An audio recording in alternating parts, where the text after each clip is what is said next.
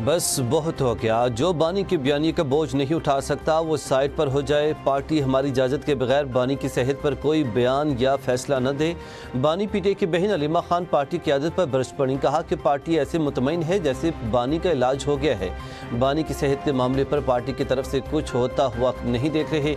अलीमा खान का कहना था कि हमारी इतलाह यह है कि सरकारी डॉक्टर्स पर दबाव डाला जा रहा था। अब हम पार्टी को बंद कमरों में नहीं, मीडिया के सामने आकर पैगाम देंगे। मोहसिन नकवी ने जो दावे किए उनको काउंटर नहीं किया गया। हमें जो बातें मोहसिन नकवी से पता चल रही हैं वो बैरिस्टर गौहर से पता चलनी चाहिए थी।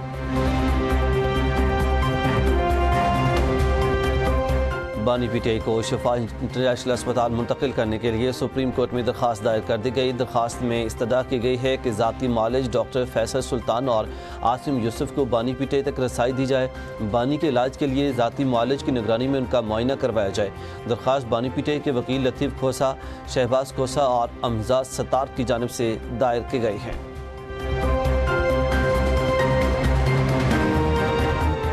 हुनरमंद पाकिस्तानियों के लिए अच्छी खबर।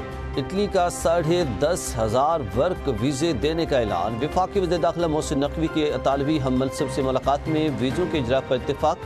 इटली पाकिस्तानी डिप्लोमेटिक पासपोर्ट रखने वालों को वीज़े से इस्तिस्ना देने पर भी आमादा।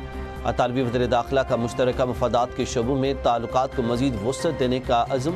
गुफ्तगू करते हुए कहा कि पाकिस्तान और इटली लीगल माइग्रेशन के फ़रोग़ के लिए बाहमी ताउन में इजाफ़ा करेंगे। मुलाकात में दोनों रहनुमाओं का पाकिस्तान और इटली के दरमियान दाखिली सिक्योरिटी ताउन, गैर कानूनी इमिग्रेशन की रोकथाम और लीगल माइग्रेशन के फ़रोग़ पर तबादला ख्याल।